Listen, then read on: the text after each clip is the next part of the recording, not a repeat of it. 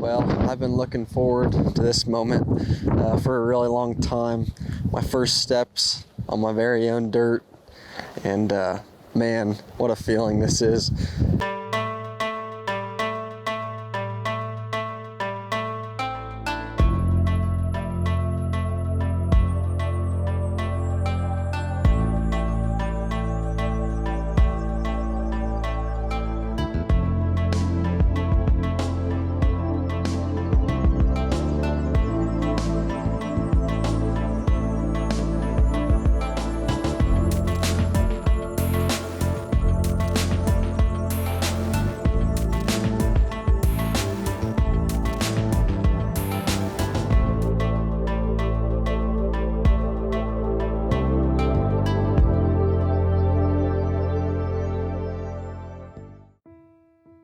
Well, welcome back to another episode of Midwest Whitetail. Today is obviously a very special Monday as it's Memorial Day. And so from the entire Midwest Whitetail team to all who have served, thank you so much for your sacrifice. Without you, we wouldn't have the opportunity to pursue the hopes and dreams that we get to in this amazing country. And that is where we're going to go next. We're going to Kansas with Nolan Redeker, who is doing just that. You know, he's a young man that has been a part of our team for a long time. He's brought a lot of awesome stories on different permission farms, but today he's proud to say he's finally a landowner. And so Nolan's gonna walk us through his journey, introduce the property, and then to wrap up the episode, we're gonna join Mike Reed over in Eastern Iowa. Those guys were hitting the weekend with a lot of intentions of getting some work done, but Mother Nature had different plans, and the river farm, as I'm understanding, is almost completely underwater. And so, you know, that in the grand scheme, you know, is not the biggest deal. Obviously, here in the Midwest, we have experienced some tragedy through different storms and tornadoes. And so we wanted to take the moment before we ended this part of the episode to bring attention to an opportunity to make a difference. You know, not too far away from me here, the town of Greenfield was struck with tragedy. And so if you're looking to maybe chip in and make a difference, there's an opportunity in the description below that you can go and click a link, make a monetary donation, and I know that community would greatly benefit from it. Hope you guys enjoy this episode. Hope you've had an amazing Memorial Day, and as always, we appreciate you taking the time to join us. Well, I've been looking forward to this moment for a really long time. My first steps on my very own dirt, and man, what a feeling this is.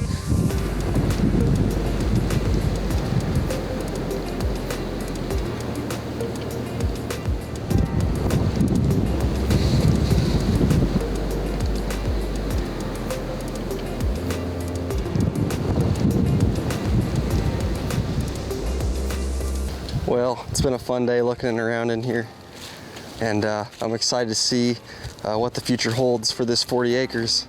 I'm gonna start getting to work on it and start to make some plans and try to make it better.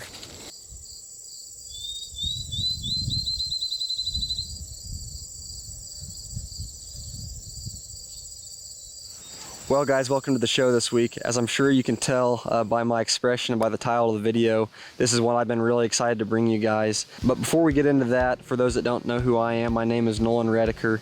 I live here in Kansas, been born and raised here my entire life. Been with the Midwest Whitetail team for a couple of years now, mainly a part of the Great Plains show and Chasing November. Past 2 seasons have been my best 2 ever. Killed 2 awesome bucks after a season-long chase, and those have been awesome stories to share through Midwest Whitetail. This year, however, I'm excited to bring the new chapter for me in land ownership. This is something I've been looking forward to since I was just a little kid. Being born and raised in Kansas, being brought up watching my dad bow hunt, starting to bow hunt myself when I was in the 5th grade. I'm gonna talk about some things today, kind of what led me to where I'm at now, some things I did to help put myself in the position to buy ground, and hopefully you guys can take something away from this. So kind of like I mentioned, there's a lot of ways I've got to the point I'm at today through watching videos on YouTube, talking with my dad, my mom. Gotta save X amount of money to get the down payment taken care of. Gotta be able to take care of the monthly payment. You know, really trying to figure out how can I put myself in that kind of position. I didn't go to a 4-year college coming out of high school. I'm just 21, been in the workforce for 2 years now. I work 12-hour nights, been doing that for almost 2 years now. The 12-hour nights it's not the most fun thing in the world, but the whole thing that's kept me going through this is, you know, man, it would be awesome to save all this money and buy ground someday. when I just mentioned saving money, that's one thing that I've learned. You have to make sacrifices in order to buy ground. You know, I could have gone out and bought a new truck, bought a house. That's not what I wanted to do, though. I wanted to buy ground. So there's been a lot of times when I've really wanted to, you know, go buy this, go buy that. Well, had to discipline myself in order to get to where I'm at now. Another thing I really did that helped me out is you got to be involved, one, with the land agent, and two, with your lender. And the first time I did that, I'd been employed for about 6 months, and to be honest, I didn't know a lot about going to a lender and getting a loan and all that kind of stuff. So through talking with the bank, and they're like, well, you're not there yet. You know, you need to save X amount per month and you could be here in X amount of time. And once again, about a year after that, another piece of ground real close to home came open, really good for hunting. On that piece of ground, I was almost ready to buy it. I was just too short, didn't quite have enough money saved up to make the down payment, which that was really disappointing for me. So like I mentioned, making sacrifices, that got me thinking back, man, if I would have saved X amount of money here, if I wouldn't have bought this, if I wouldn't have bought that, I would have been able to purchase that piece of ground. What also put me in the position to buy this piece of ground was talking with an agent. That was huge for me. Wanted to know what I was looking for, what I wanted to spend, and having weekly conversations with the land agent is huge.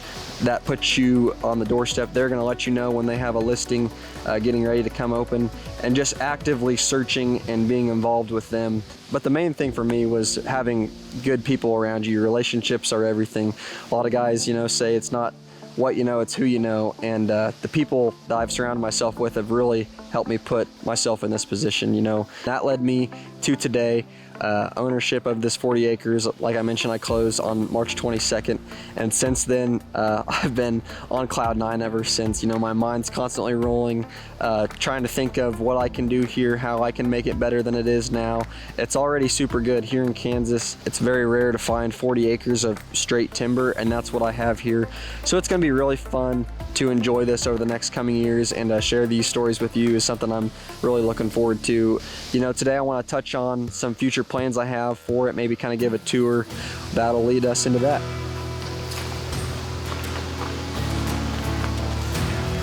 So what I'm walking up on now, I'm gonna call it the main food plot.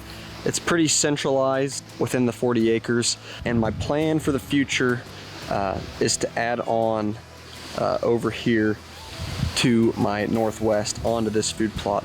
Today, one thing I do want to do while I'm here is kind of carve that out and figure out exactly where I'm going to put it and how much acreage it's going to be. But essentially, it's going to be U-shaped. This, what I'm calling the main food plot, is going to come up and go right around here, and the bottom of the U is going to go right through this brush. You're going to clear this out right here, and then the other side of the U is going to go to the north. So I'm going to carve that out now, and we'll see what that looks like. Got that all tracked out. There's a lot more there than I realized. It looks like I'm going to be able to add almost 3/4 of an acre to this already existing food plot, and it's pretty cool that it's already got some food plots in it, but I'm excited to add to that and kind of put my own touch on things. So here behind me is going to be this other side of this food plot. I'd kind of thought back and forth about maybe just not clearing a lot of brush and kind of planting what's already open, but it wouldn't be very hard to get some equipment in here and open this up, and that'll add a lot of food acreage pretty quick. Mostly cedar and locust is what I'm going to get rid of and some hedge, and I think that'll add a lot, especially being centralized in the farm.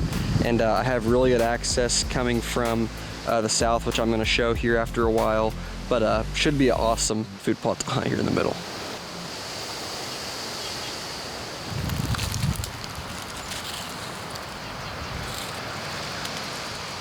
A lot of things come together right here. It just seems like a spot like late October and in the rut that a lot of bucks would be, you know, in this area, and it seems like they would almost have to go by right here.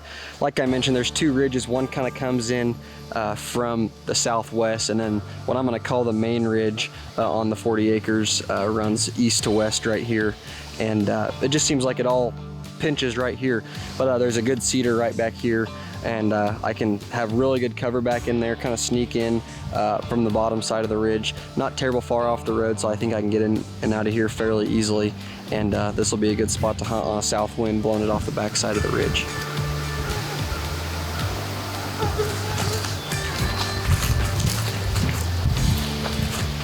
One thing I do love about this bottom, nothing to do with the hunting standpoint, but I just think it's pretty cool, is this gigantic oak tree. Tons of big oaks in here, but man, this tree is just beautiful. It's got to be hundreds of years old, but so cool.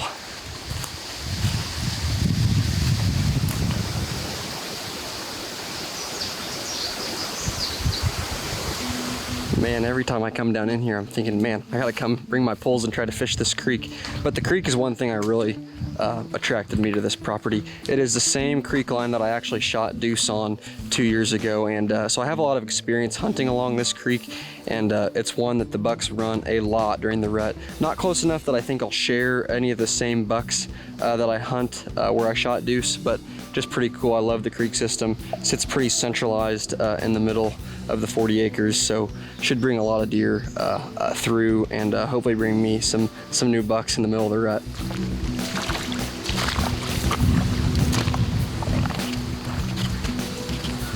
So the part of my 40 that I'm on now is my little bit of timber that's north of the creek, and this is where I turkey hunted this spring back in here on this interior clover plot.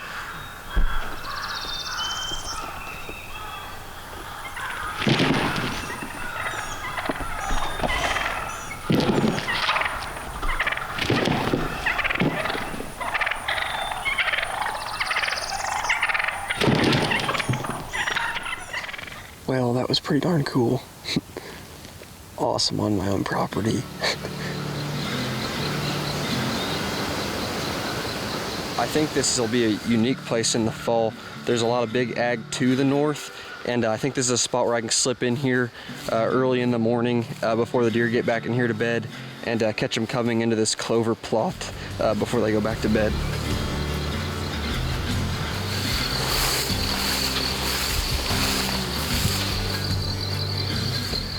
Well guys, I really hoped you enjoyed the tour today. Like I mentioned, there was 3 things that were huge for me in order to buy this property. The biggest thing was financially making sacrifices. There are a lot of things that I would have liked to buy or done or spent money on, but in the long run, I chose to save as much money as I can to buy this 40 acres. Try to save X amount per month or X amount per paycheck. That is really what I did in order to get where I needed to be financially in order to purchase a farm, but also creating the relationship with your lender and with your land agent. Those were huge for me, not only to educate myself about that, how much money I needed to save for the down payment and how much I could afford monthly, but also creating the relationship with the agent. I don't think if I wouldn't have done that, I don't think I'd have been in the position to purchase this property when it came open. You know, I'm really looking forward to the projects this summer and sharing those with you guys. Lots of food plot work to be done, adding those new plots, hang some stands, and really just try to learn the property.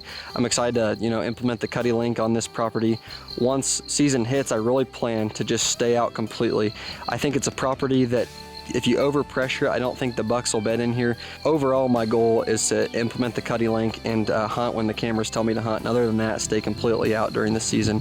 But I'm really looking forward to those projects and, you know, doing some TSI work. Been talking to Zach about that, and he's kind of been helping educate me on those types of things. And overall, I'm just really looking forward to that. But hopefully you guys enjoyed the tour, and hopefully somebody can take something away from my experience and implement it in your land buying experience. So thank you guys for watching. Hopefully you guys are having a good summer, starting to see some good velvet bucks, and overall, you know, getting ready for hunting season this fall. So thank you guys for watching.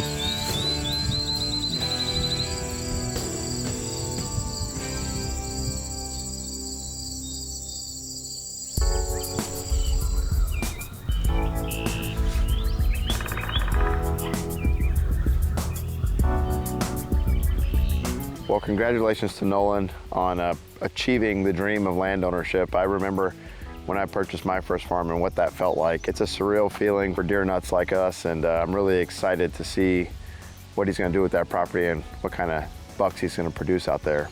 We are in the midst of a beautiful Memorial Day weekend in Iowa. Speaking of Memorial Day, just want to say thank you to all the veterans out there. Certainly appreciate all the sacrifice from our armed forces allowing us to do the things we love to do every day in this beautiful country. As most of you know, we've had a run of severe weather in the Midwest. Lots of tornadoes. As Josh mentioned, Greenfield, Iowa. Our hearts go out to those guys. They're in our prayers and hoping they can make a full recovery. Over in our neck of the woods, we've had, they classified that last storm Friday as a derecho, so lots of wind damage. Thankfully, it was only a couple tornadoes over here and no major damage. Now we're dealing mostly with flooding, and as you can see behind me, I'm down here on the River Bottom Farm, and we came down here this weekend with the intention of getting a lot of work done. And Saturday, as we were out here, you could just watch the water rising, and we don't have a great way of monitoring it here. The gauges are not near here, and so it's a little bit difficult to predict with creek flow what the river's going to do. And so our plans for getting work done and starting to work on food plots and kind of keeping an eye on the river turned into a cutty-back rescue mission. Now we're all the way up at the parking lot basically, and the gauge that's south of us looks like it's going to peak on Wednesday. So I'm a little thankful that I didn't get my food plots in yet. We're going to let this water come up and go down, and then we'll get back to work.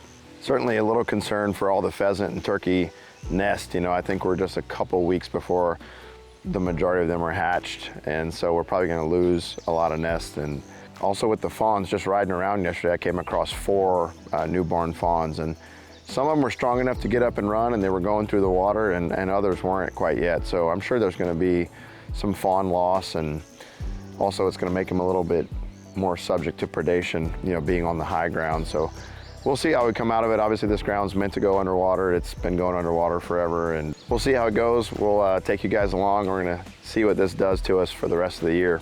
Since this was going underwater, I turned my attention to my new piece that I purchased. I've mentioned a few times that 76-acre piece that's down the road. Got a lot of work done this weekend. Got actually a few cameras out.